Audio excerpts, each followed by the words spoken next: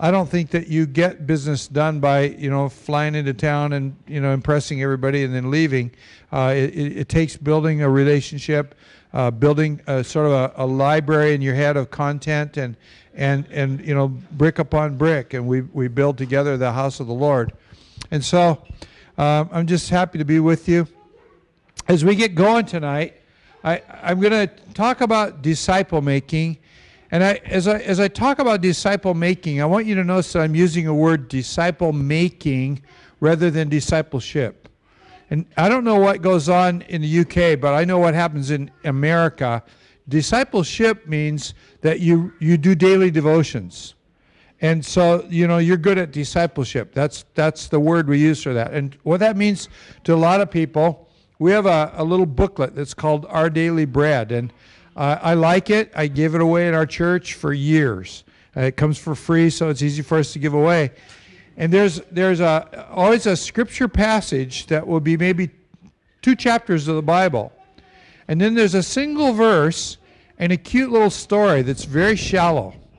And discipleship for a lot of people means that I read the verse, I read the story while I'm going to the bathroom, and then I go to work, and I'm a disciple of Jesus.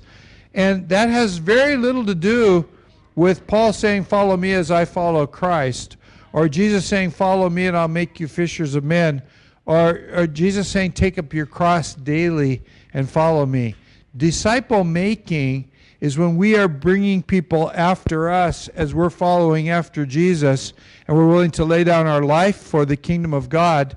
And we're not in it for what we can get, we're in it for what we can give. And so, as we're talking tonight, all of us are called to make disciples. Every believer in Jesus. There are 3 great commandments that Jesus gave to us. The first is, love God with all your heart.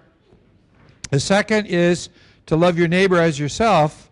The third is to go and make disciples of all nations, teaching them to do all 3 commandments, which means I'm teaching people to love God, to love their neighbor, and to make disciples, and teach those disciples to love God, love their neighbor, and make disciples, and it goes on and on and on and on.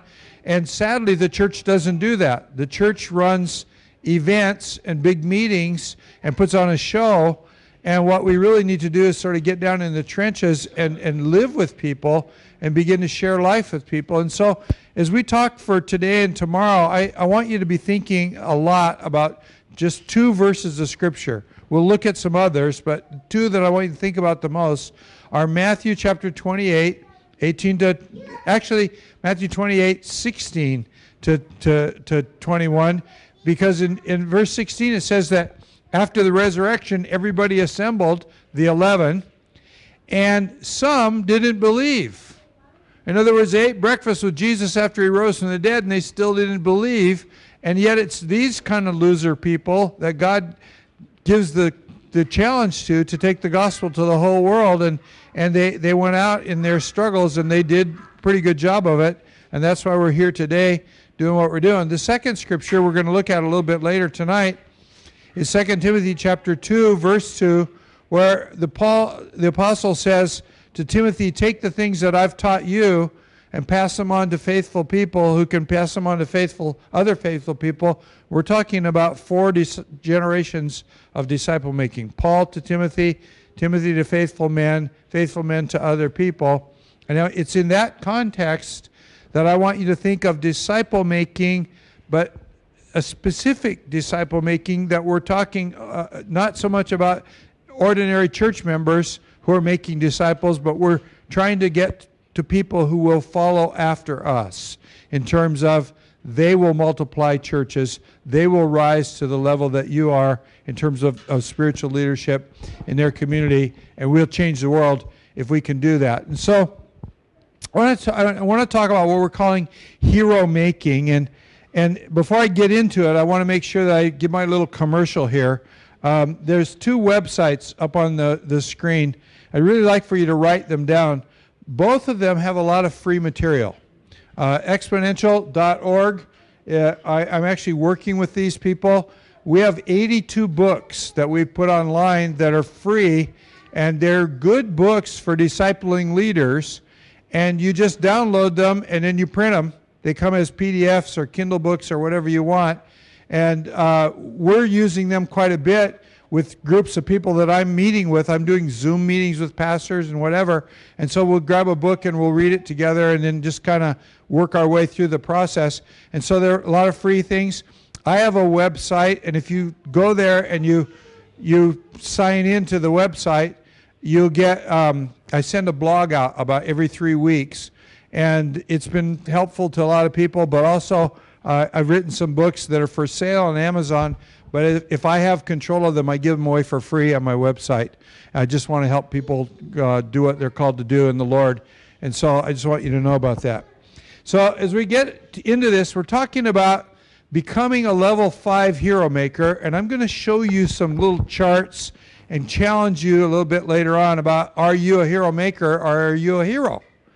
But I want to start with a couple stories tonight that I hope will get your emotions going a little bit. They're both true stories. One of them I got out of a book, and one of them I got out of my life with a couple of other people recently. There's a young man back in 1994. He grew up in Detroit, Michigan, in an African-American community, very poor. He joined the United States Navy in order to get away from the gangs that were in his neighborhood.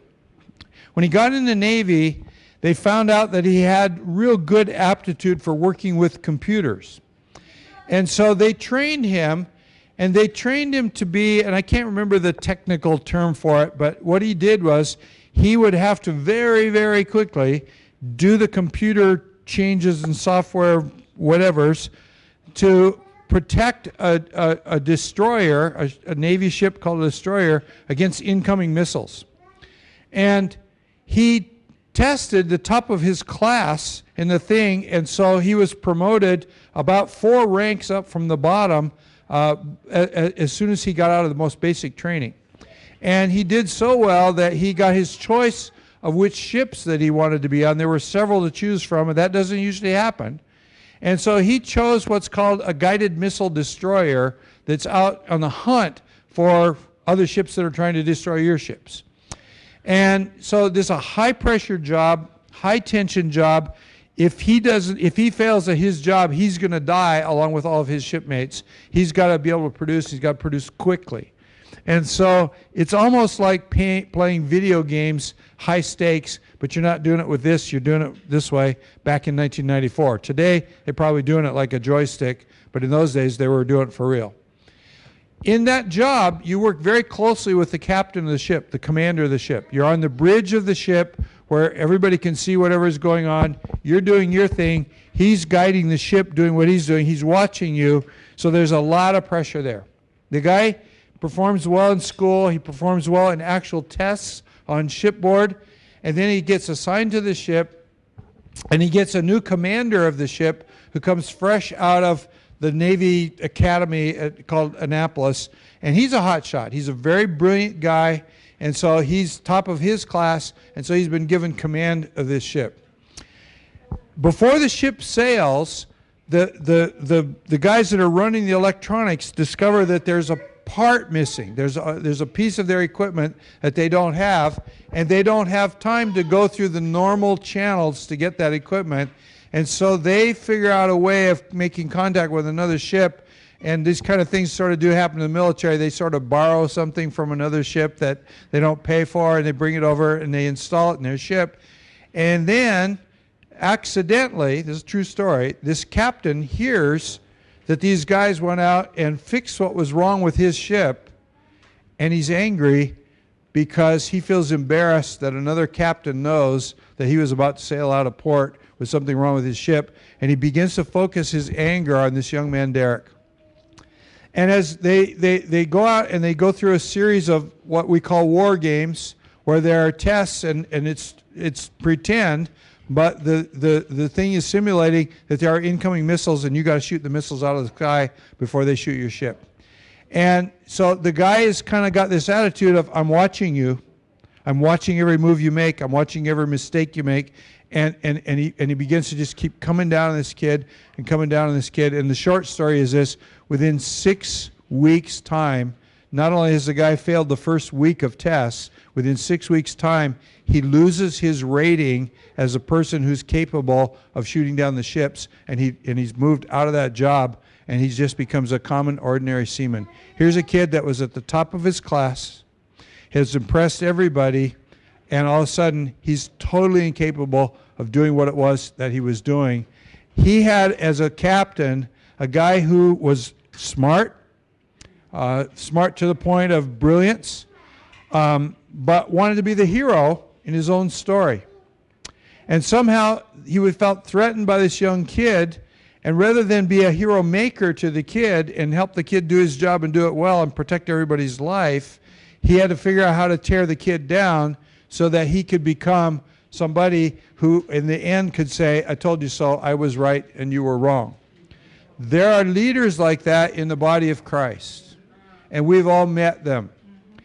The book that I was reading calls people like that diminishers. You might want to write that word down, diminishers. And these diminishers are quite often pretty capable people, pretty smart people, but they have ways of making the people around them feel stupid. And then there are people who are, the book that I was reading was calling them multipliers. I'm going to call them hero makers. And they're the kind of people that have a way of making the people around them feel maybe smarter than they actually are. And because they feel that way, they end up producing more than they thought they could produce. One of the stories is told about Apple computers that they came to a flat spot in their growth curve, and they came and challenged their engineers that we need to ramp up production, but we cannot ramp up staff. And at first the engineers said, no, it can't be done. And these guys came back and said, yeah, but you guys could do it. And the challenge was all they needed. You guys could do it. And they actually ended up ramping up over a period of about 16 months. Production went up 20% with no increase in staff. And we're talking about a staff of several thousand people here. But this idea that you could do something that somebody thinks can't be done is a challenge that oftentimes we'll get our teeth into. Am I making headway?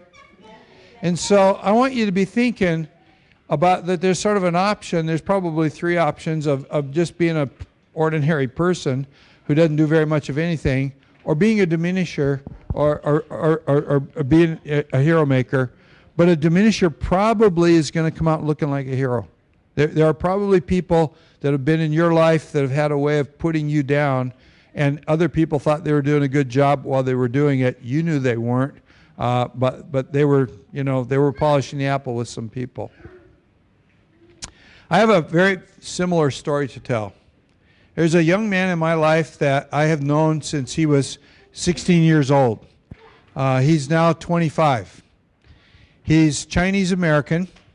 As a 16-year-old, he was involved in a church in Hawaii, and without asking anybody permission, he never even thought that he needed to ask permission, kind of like those guys stealing that piece of equipment from another ship. He went out and started a youth group with 2 junior high school kids. He's in a little tiny church, gets 2 kids together, and the long story short is that the junior high kids begin to grow up into high school, and so he went and recruited a couple people. When he's about 19 years old, he recruits some people in their early 20s to take his place in the junior high. He discipled them and trained them. He was a mature Christian at age 19. They were new Christians at age 22 and 23. He discipled them to take over his ministry in junior high. He starts a senior high school group and shortly has 20 some odd kids in the senior high group. The church gets a new pastor. The pastor before loves this kid. The pastor before is a multiplier. He's doing his best to get the best that this kid can produce and to challenge him and to kind of champion him. And new pastor comes on, and the first thing that I hear from the guy, because I know him, comes to me and he says, I was with those kids in there, and I can't believe it. They're meeting in a movie theater, and the kids sit all over the auditorium. The auditorium would hold like 120 people, and they got 20 kids in there, and the kids are sitting all over. And if you ever worked with high school kids, you know that high school kids are going to sit where they want to sit. And if you make them come down and sit in the front, then they're going to stay home. And so I think the kid's doing a good job. He started with 2 kids, and he's got 20 high school kids in a junior high school group going on. Something good is happening in that kid's life. And this guy starts pounding on him and telling him what he does wrong.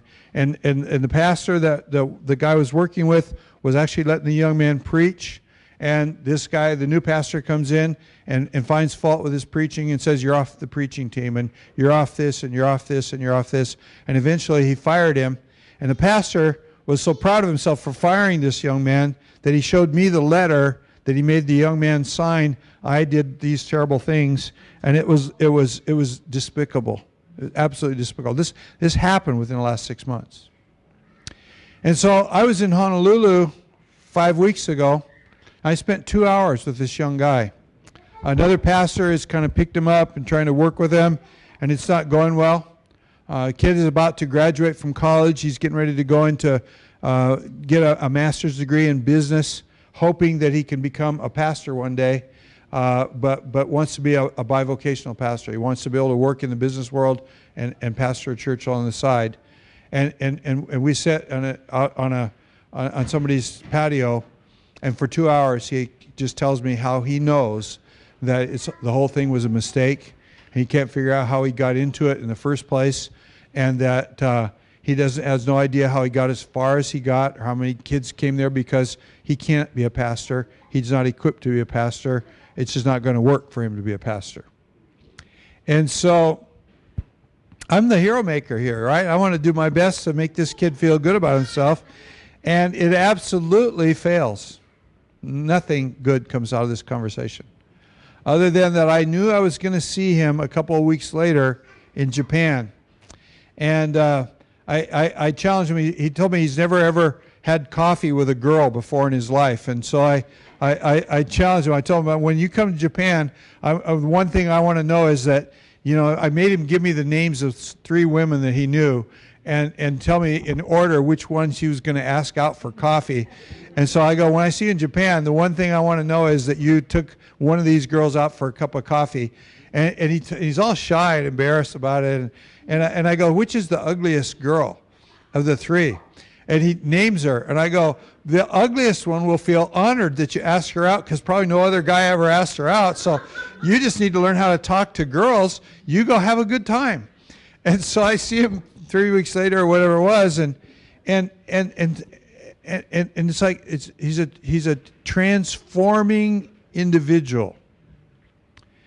He's now working in another church he was in a small church to begin with. He's in a really small church now.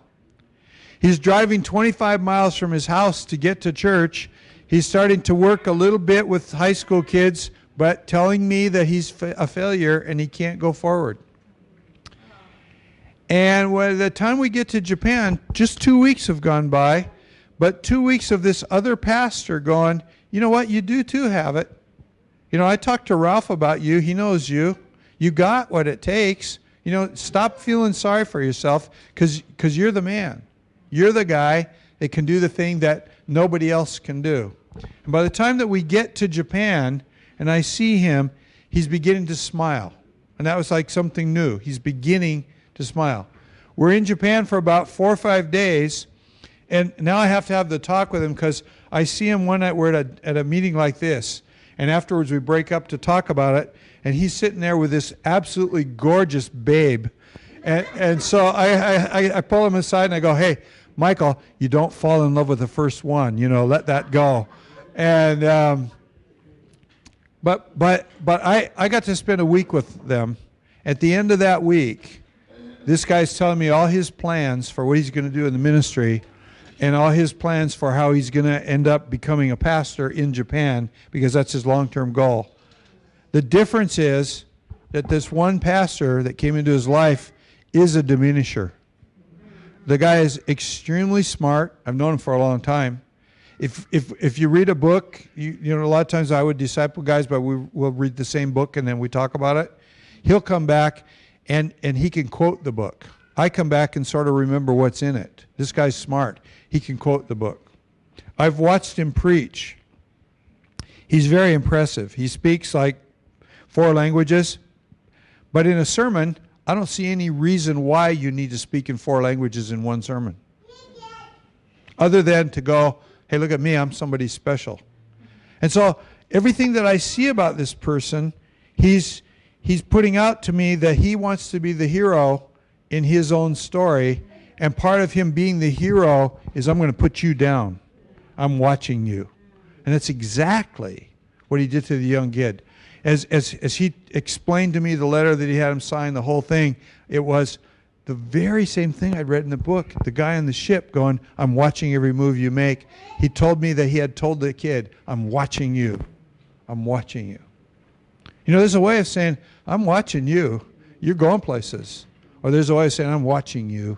And I'm going to put you down so I can be somebody. Or I'm going to put you up, and then I'm really going to be somebody if you think about it. And if you want to be a hero, you really, really want to be a hero in God's story, then become a hero maker rather than a self-made hero. Am I making sense with this? And so as I think about this, there's an author that I read, and he's always talking about God's story and where we fit in God's story. You know, you think about the word history, it really is his story, right? And I think we get the word history from, you know, he told his story. But this author kind of points out that it's his story, that all human history is his story. And all of us come walking on the stage for a little while, and then we walk off the stage. And we have a choice, I think, to try to be somebody in our story, or to do our little small part in his story. And my little small part in his story is to make disciples who make disciples who make disciples who make disciples. And the best way that I know to wrap that up and package it is to help these people become more than they think that they could become, and begin to help them to use the spiritual gifts that God has given them in ways that they didn't anticipate. Am I making sense with this? Yeah. And so I want to get into this. I got some stuff. How are we doing for time? Are we? I actually have 2 sets of notes that I was planning to do tonight, and then after dinner went so long, I thought, well, I'll just do one, and now I'm kind of confused. But I want you to just turn and talk to each other. We haven't talked a lot of Bible, and we're not going to tonight. There's going to be some. But I want you to just talk about, so far, what do you think that the Holy Spirit has maybe said to you while I've been talking? And just share with each other, and split the tables up so that no group has more than 4 people in it, because otherwise we'll take too long talking. But I'm going to give you 5 or 6 minutes to talk, and then we'll come back together a little bit.